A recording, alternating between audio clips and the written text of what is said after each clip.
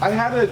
Alright, I legit just got to Colin's house and I don't know what the fuck he did to his car, but I broke it, dude. he broke his car, guys. What is that? Oh, holy shit, dude. This is just ridiculous. Look at the freaking exhaust pipe. It's like not on the ground, but like almost there. I mean, if I hit a pebble, I'm gonna throw sparks. And then like the fronts are lowered quite a bit more. Not as slammed as the rear. Oh, this side's pretty fucked. I don't know. I didn't really care too much about the front last night. But... Yeah, you're focusing on the rear last night. Well, yeah, this is because just fucked. I fixed my preload and all my coilovers, which was a task and a half. So today I'm gonna leave the camera with Colin I'm and gonna try and drive it on the street, but it's gonna be so awful and I'm gonna like ruin my car. do it. Also, when I was lowering it, I accidentally had a jack stand under like this. Oh shit. And it went right on it on that side. So now I have like a fucking dent. Oh. You can't notice it though. I'm gonna leave the camera with Colin today, and he's just gonna like show you how he did everything, and he's gonna like kind of tidy up some other things. But first he's gonna try and pull it out, see if he even scrapes.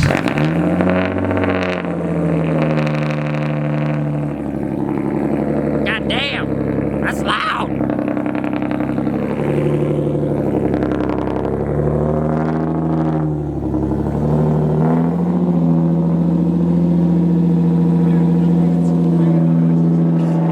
There's not even any noises, like rubbing or scraping. Not now. Oh yeah. You went straight back 2 miles an hour. Yeah, but still, that could also be an issue.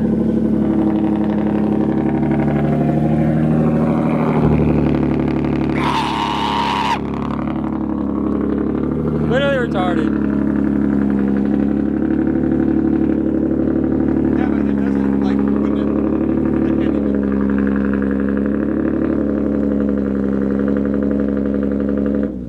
Jesus Christ. When you, like, compress it though, it shouldn't rub. Like I was rolling it, so like, when it compresses, the tire goes up and just doesn't, like, cause I tucked it. Yeah, and you like pulled them a little bit. It's so fucking stupid, dude. You know how I'm like I already bitch enough about how much like with my other ride height, how I scraped my rear subframe brace bolts. Yeah. Look how close that is to the ground now.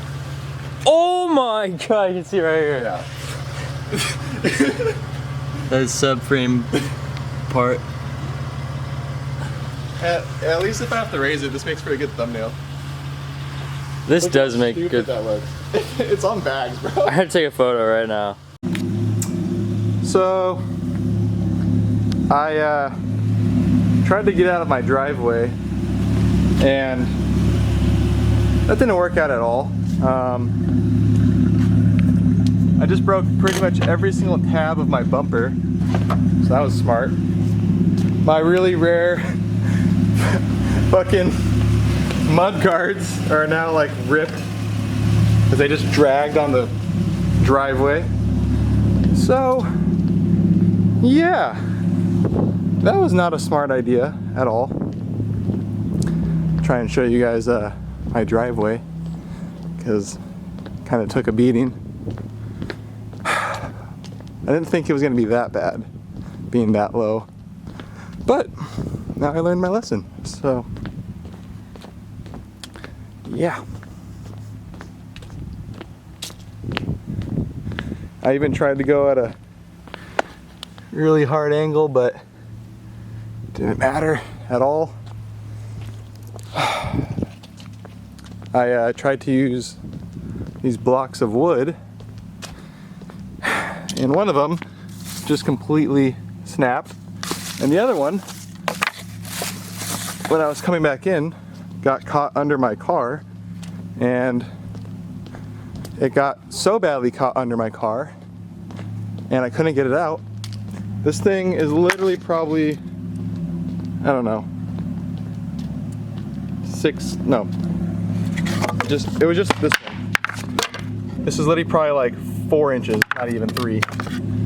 And it was caught under my car so bad that I had to go all the way down my driveway with my jack to jack up the rear just so I could get a piece of wood out of my car. So,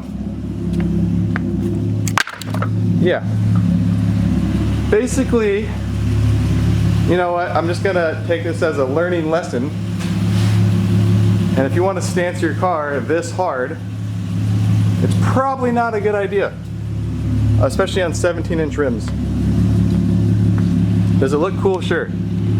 Can you go anywhere with it? No. My straight pipe was hitting the entire time.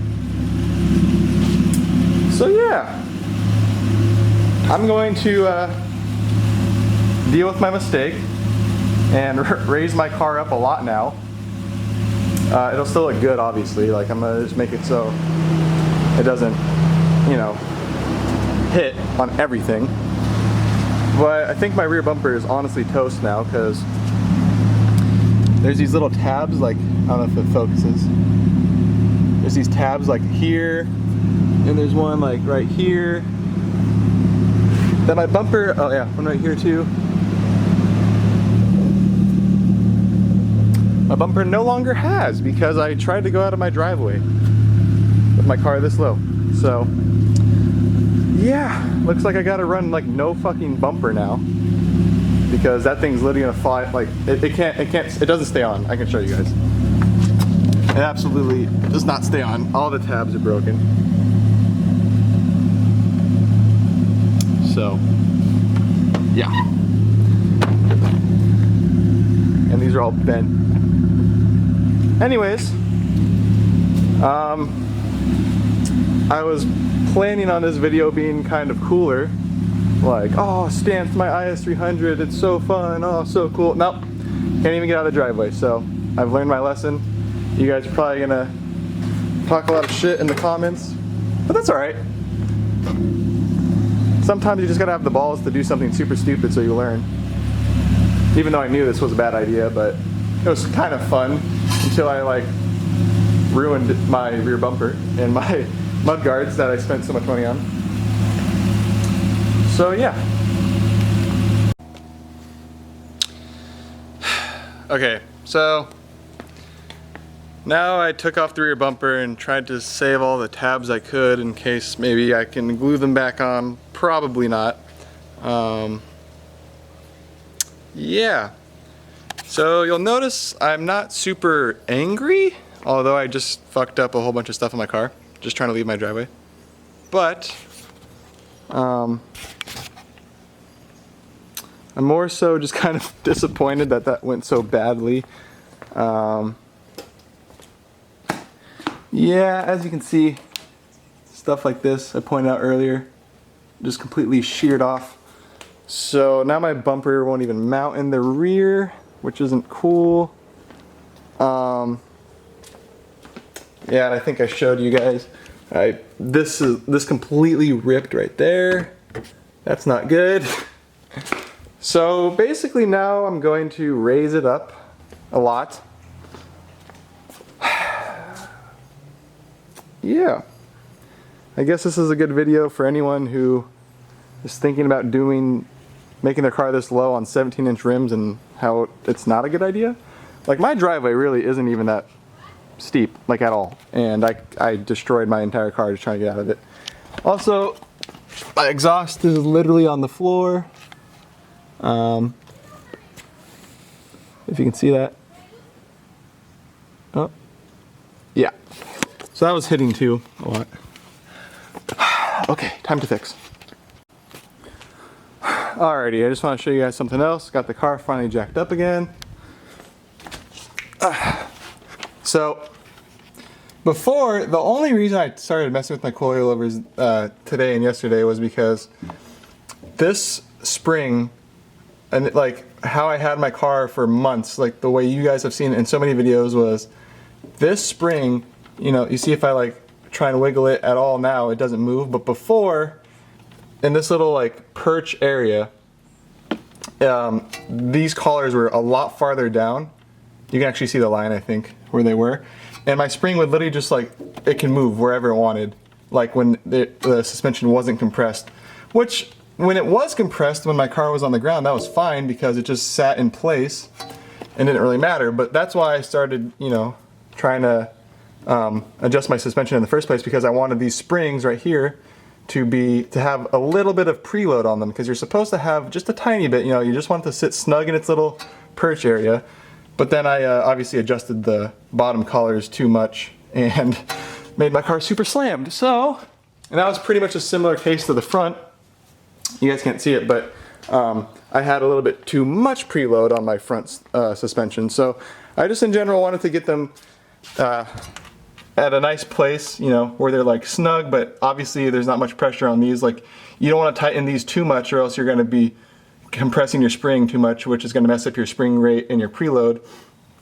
But like I said before, I even had it and there wasn't even any preload on it. It was just basically the spring was only acting like it was supposed to when it was on the ground. So that's kind of sketchy, because if you think about it, if you ever caught air in the rear of your car, the spring could just like move up and down, which isn't that, you know, desirable either. So anyways,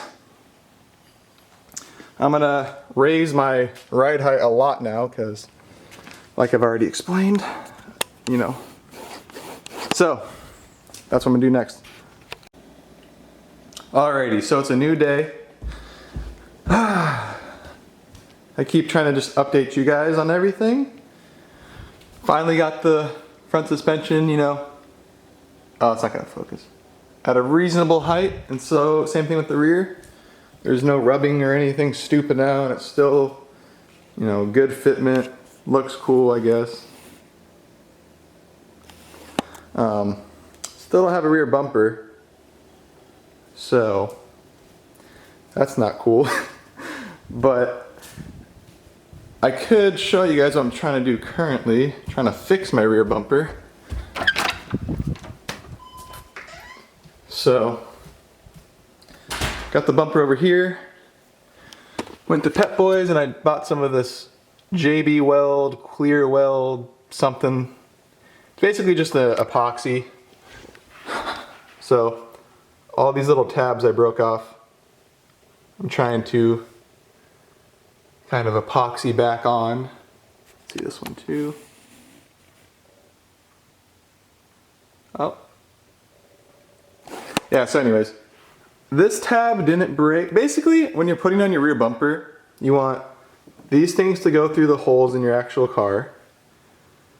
And you want these to be here because these give it the support it needs on the sides. Because if I just tried to run it without having one of these supports, it just completely sags down.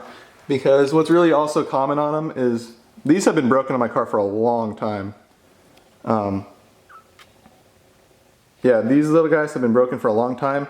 On both sides, like pretty bad. Like they don't even have any, you know, of the tab anymore. But since I had these guys, my bumper has always stayed on. And then same thing with these little tabs. So right now I'm just trying to epoxy them back together. I don't know if that'll work or not. Probably won't. Epoxy, it's really strong for some situations, but when you have just a really small surface area you're trying to fix up, it's hard to, why does this not focus? It's hard to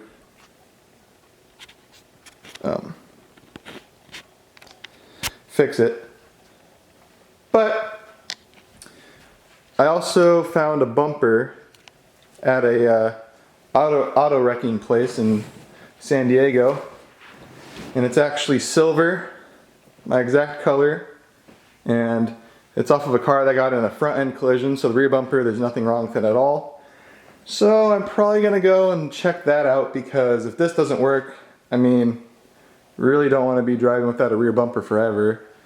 And they're kind of expensive and annoying, so I don't even know if I'm gonna buy it necessarily, because I wanted a little bit too much money, I think, for it. But literally, if you go on Craigslist or eBay or just anything, it's like super hard to find a silver rear bumper, or because like if you get a non-painted bumper, then you have to paint it or whatever. So I was just probably gonna go down there and check it out, see what condition it's in, and if it really is perfect, I might just buy that. But if these tabs, you know, get fixed by the epoxy, then I won't have to do that. So I'll let you guys know what's up. Alright, so it's a new day. You can probably hear the car warming up. So I kind of updated you guys on the situation ever since, you know, ruined my car. Just real quick, maybe show you guys the ride height now. It's still really low, but as you can see, you know, especially after rolling and pulling the fenders even more, I've driven it around hundreds of miles already since, you know, I raised it again. Absolutely no rub, not even a chance of rub. Even if this fully compresses, it's gonna miss the tire completely. And I raised the front up again a little bit too. So overall, how it actually currently sits is really nice. Really good height. My straight pipe isn't a centimeter off the ground anymore.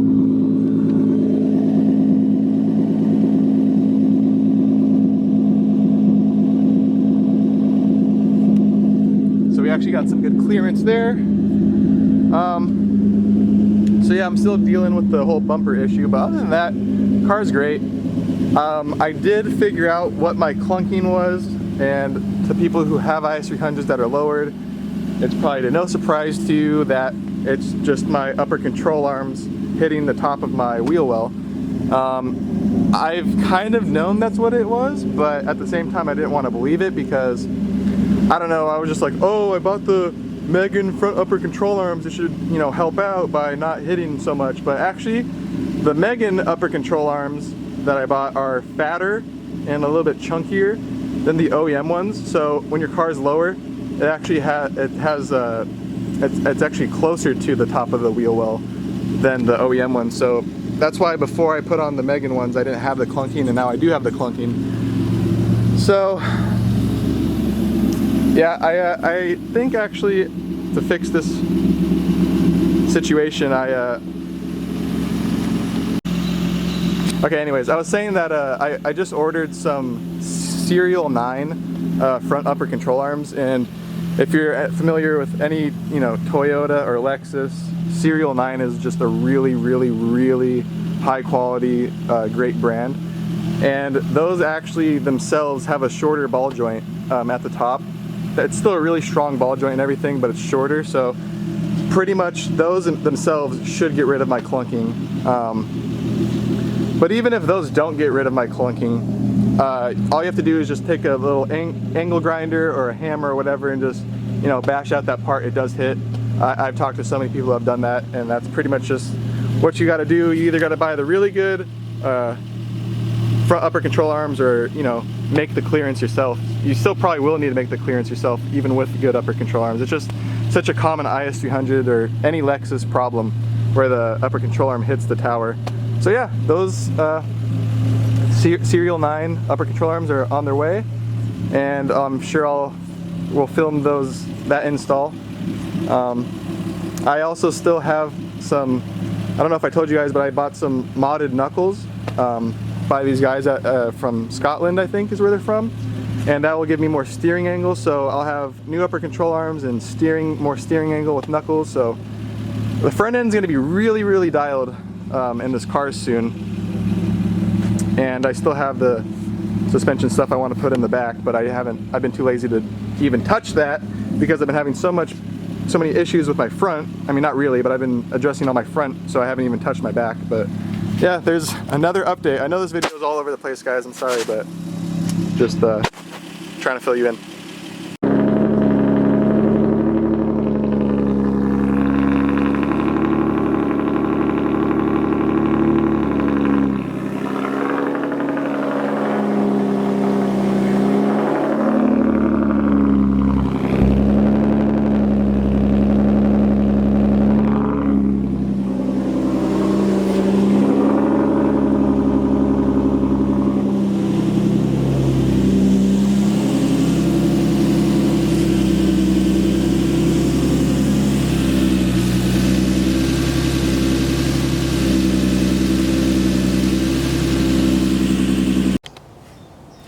Okay guys, new day again.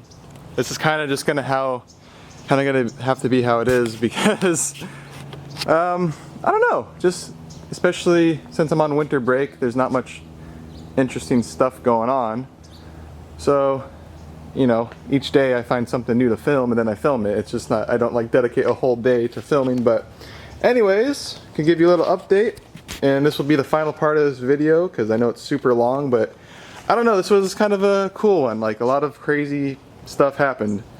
A lot. So, as you can see, there is a bumper back on the car, but if you go over here, there's another bumper. This is actually my bumper I ripped off. You can see I have my mud guards still on here with all the rubber from that burnout. Basically, I went to that, you know, junkyard or wrecking place or whatever, and although I got to a point where I was going to be pretty confident that I could fix my other bumper, but I still wanted to check out this one. And so I drove all the way down there and I talked to the guys. They actually gave me a pretty hefty discount on it. They gave me all the all the hardware, the side markers, everything, pretty much for like $100 or $200 more than you'll find them online anyways. So got this thing for a steal. It even still has the tabs that mount on the sides, which, like I showed you guys that one, they're completely broken off. So I had absolutely no tabs broken. But unfortunately, when the dumbass was taking it off the car, not my car, the other car, he ripped this tab that goes under the taillight right here. So kind of bummed on that because I knew the bumper absolutely had no broken tabs, which is the only reason why I wanted it. So I'm kind of pissed about that, but they did give me a really good deal, so I can't complain too much. I'll probably either just leave it or come up with some, like, you know, makeshift way to fix it, like just glue some plastic I have lying around there or something, but it really doesn't matter. The bumper holds up fine. And the one I fixed, as you can oh, maybe you can't see. I glued back basically all the tabs that ripped off, and they're super strong. That JB Weld epoxy stuff worked great. So this bumper is actually in, you know, worse condition than that one. That one still has a couple dings and nicks on it, but this one has like really peeling clear coat and shit like that. So I don't know, I'll probably just be rocking that other bumper for now and have this one as a backup, or I'm going to sell this one. I don't know, I gotta figure out what to do, but it's kind of, I got two bumpers now. Don't really need two bumpers. So moving on, I showed a little clip of me bleeding my radiator. So as you guys have seen in the other video too, or maybe you haven't seen yet, I don't know which one we're going to post first, I've had a lot of like cooling issues again. You know, it just never ends with this thing. And like I said, I've replaced everything and still having pressure issues and steam coming out the radiator cap. Like, it's just bizarre. And so I just have kept bleeding it and bleeding it and bleeding it, because like some cars you do need to bleed like a couple times before you get all the air out. It's completely normal. But I do still kind of sort of think my heater core is going bad. I don't know how a heater core really goes bad, but apparently it's a thing that does happen on IS300 sometimes. I haven't had any like catastrophic failure where it like explodes all over my interior and like the floor or anything, but yeah, I don't know. I'm kind of thinking that's why I'm having issues, but it totally might not be. Maybe I really just did have that much air in the system, so I'm going to keep you guys updated on that. But other than that, car runs great. You know, doesn't really burn any oil. Everything's great. So now we got the rear bumper, got the engine running good, and life's pretty good with the car. So basically, to end off this video, like I said, I'm going to be getting those Serial 9 upper control arms, and we'll be filming a video soon with those. So that's probably going to be it for this one, guys. Hope you enjoyed the stupidity, and yeah, just a disclaimer, I'm not, you know, advocating to stance your car like I did or anything stupid. I personally like my ride height now, like a lot. Like, it's pretty low, and a lot of people would consider this stupid low, dude, you're so stanced. But honestly, it rides great. Even with just the CX Racing coilovers, like I said, I've had BC Racing really good coilovers, like $1,400 coilovers on my old Subaru WRX, and like honestly, these are better in my opinion for the Lexus. I don't know if CX Racing would be as good on another chassis, because maybe just this chassis in general is very smooth.